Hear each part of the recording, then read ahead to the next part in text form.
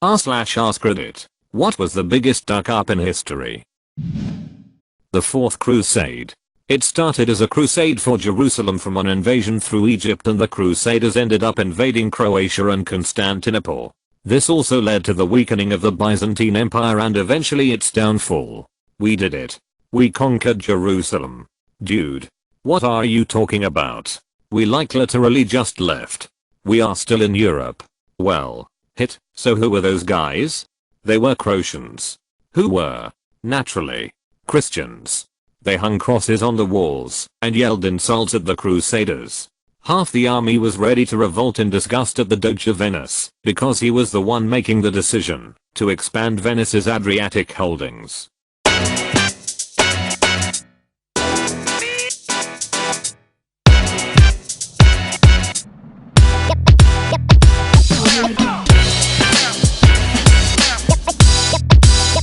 Claim your free AirPods today by clicking the first link in the description down below. Cast your minds back to WWI. The Allies had no good ideas on how to make machine gun bullets go through spinning propellers for their fighter planes. The running method was to mount the guns on top of the wings, where they would be hard to aim and harder to operate. Then one night, a German pilot was flying along in his Interjupiter gear-equipped fighter, but got lost in the bad weather. Eventually, he saw an airfield and landed, safe and sound. Unfortunately for him, it was an Allied airfield, and the West had just captured the all-important interrupter gear. At least one guy's solution, prior to the interrupter gear, was to put steel plates on his propeller and just shoot through the propeller. That's what I read. This dude did some math, realized that only 7% of the bullets would hit the prop anyway, put a metal collar on it, and called it lovely. Stalin ignoring all intel that said the Nazis were planning an invasion. The Soviets knew everything about Operation Barbarossa. They knew the exact date and time, troop numbers and positions, etc. Stalin himself had no less than 84 different sources tell him that Hitler was planning an invasion, and he ignored them all as a plot by Churchill to get him to turn on Hitler. His paranoia cost millions of lives. He obviously knew it was a social experiment. Gone Soviet. Archduke Franz Ferdinand's bodyguard. I mean, talk about a butterfly effect. Holy hit. That war would have probably started anyway. It's a shame they couldn't just stay friends. Outside of political moves, probably the time Western Union told Alexander Graham Bell to duck off with his toy, the telephone. They offered the patent to Wu for $100,000, $2 meters today. And 2 years later Wu's president regretted it, saying if he could buy it for $25 million, $550 meters today, it would be a bargain. Bell went on to start what would be American Telephone and Telegraph, AT&T. It's weird to think that Western Union used to be an enormous powerful company, when today it's little more than a hitty way to send money. Look at Sears, they innovated virtually everything about shopping that seems new. Home delivery, catalogs and online shopping, big box stores, etc. And then in 2008 they got bought by Kmart.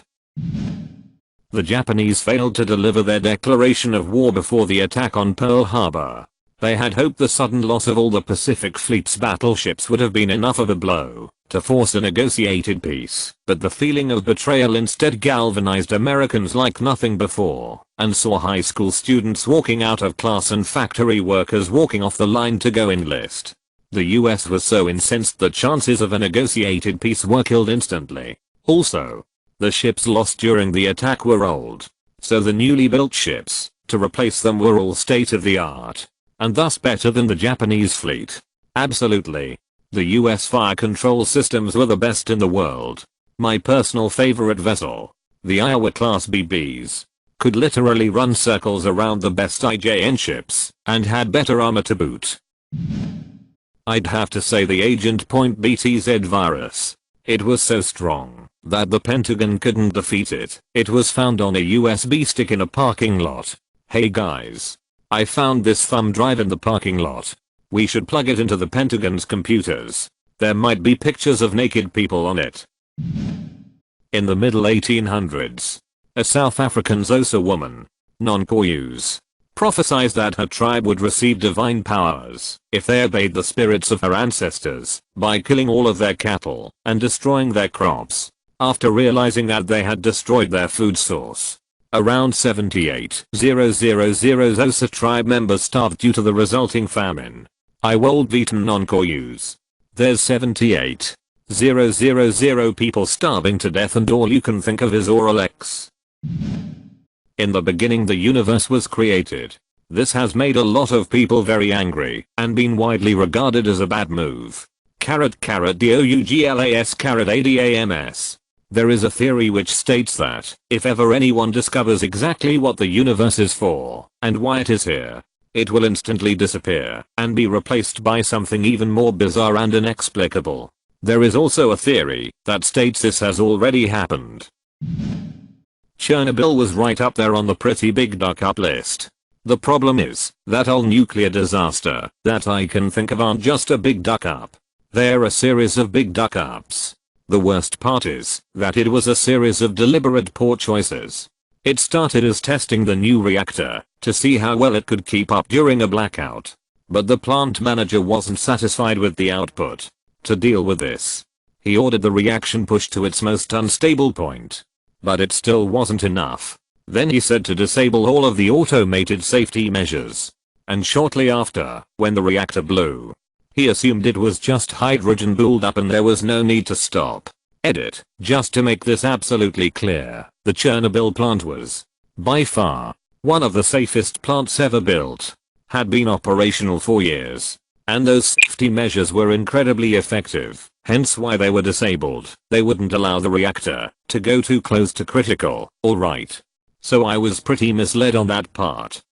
The manager was one of the biggest idiots in history. And his staff was almost entirely new workers. Edit 2. It's fun to see all these people continuing to correct me hours later on an issue that was corrected about 30 minutes in. Like they can't see a stricker throw. Hey look, it's a boat with some white people on it. I'll go see what they want. Contrary to popular opinion, most Native American deaths were not due to conflict with white people. They were because of the old world diseases that the white people brought along with them. But the Native Americans scored a consolation prize.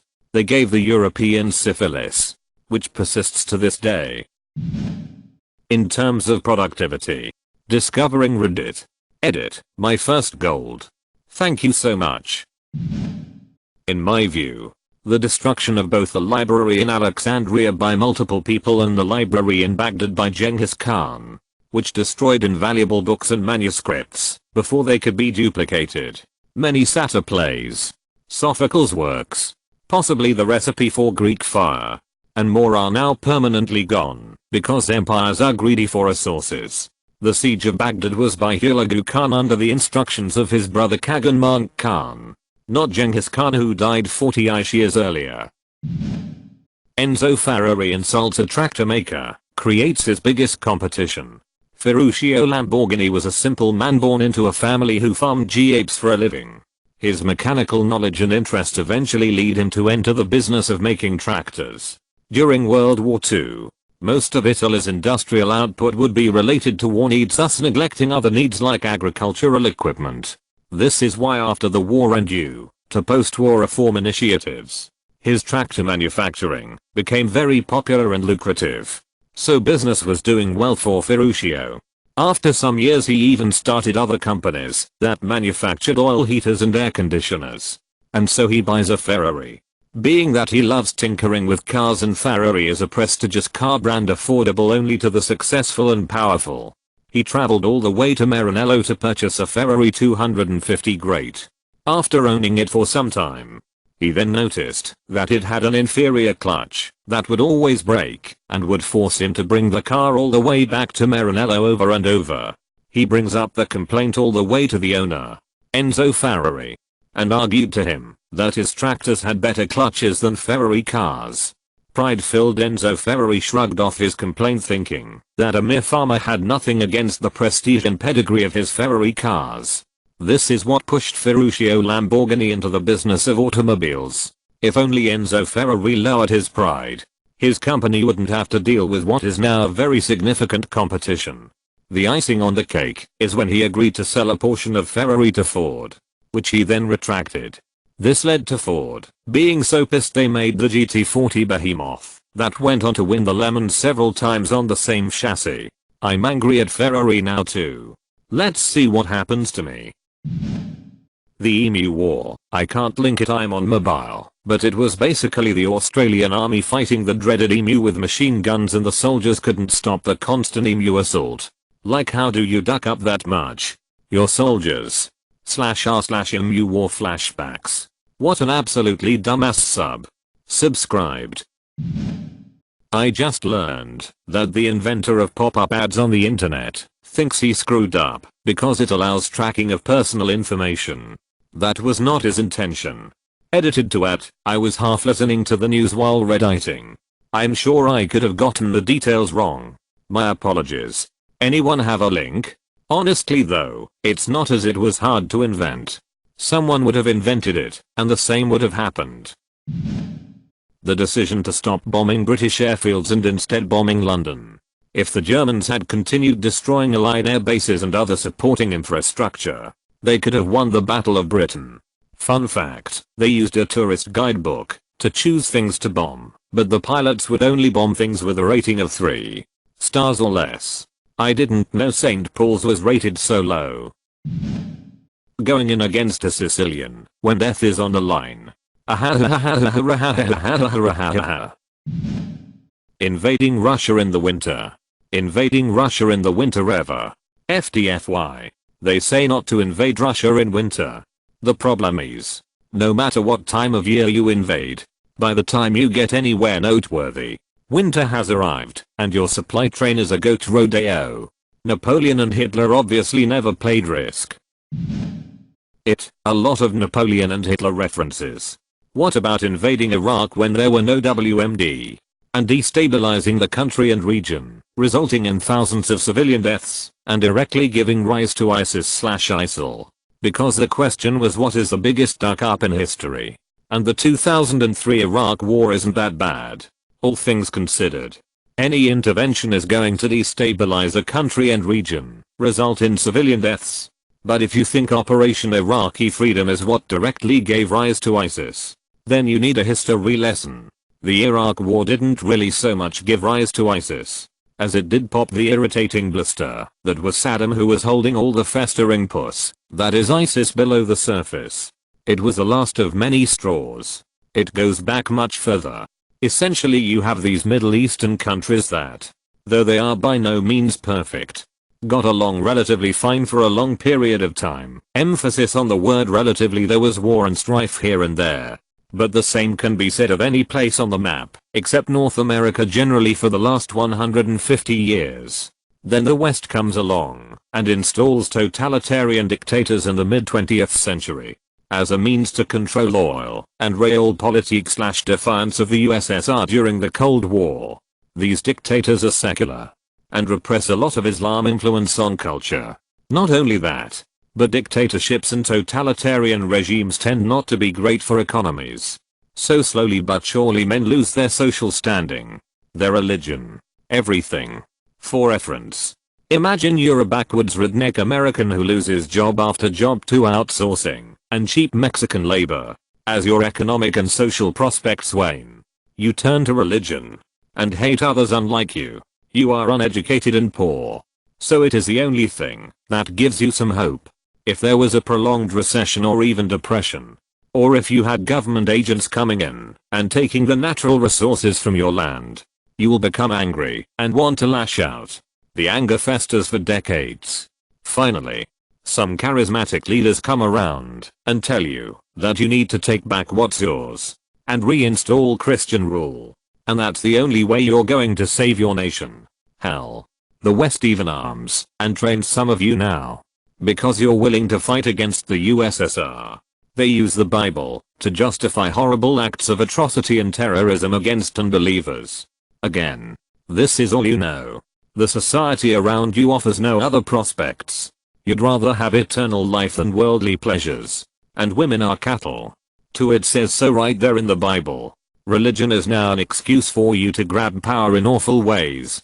But being forced to the social and economic outskirts is a cause. Your ability to create happiness, wealth, power for yourself has been taken away. And there's only one way to take it back, with force. Religion lets you rationalize it, allows you to sleep at night. This is pretty much what was going on in the Middle East for a large part of the 20th century. Dictators installed by the West for short-sighted geopolitical concerns created the unintended consequences of disillusioned men. Generations of them. All the pressure has resulted in a pot boiling over. The fire of terror is starting to spread. And millions of refugee men flee the region, looking for another way out. But the dictators were effective in holding these men down. They were a lid on this boiling chaos. They were brutal, but effective. So effective that there's no chance the West would ever risk removing them. It would destabilize the region. After all, the dictators can feel comfortable pushing their boundaries. They are the ones keeping the lion in the cage. Well, then the Iraq War happened. We remove Saddam because he's getting too cocky. And look out, the cat is out of the bag. And we can't put it back in. I get it, there looks like a one-to-one correlation between the Iraq War and ISIS. But it's really similar to the second to last domino knocking down the last one. There was so much that happened before this moment that gave rise to ISIS. All the Iraq War did was take the lid off of the dumpster fire that is the Middle East, a dumpster fire of our own making. Mind you, dictators installed by the West for stable oil. That is not even close to the reason dictators were supported by the West. It is a factor, but far from the main one. Defiance of the USSR during the Cold War is much closer to the actual reason. Hannibal Schmannibal. He won't dare attack Rome. Oh hit. He attacked Italy. Send a big army to take him head on. They were massacred by Hannibal's forces. Send another one. Seriously. For a while, it looked like Rome was being led by Zap Brannigan. Who seriously would have expected him to march elephants through the Alps though?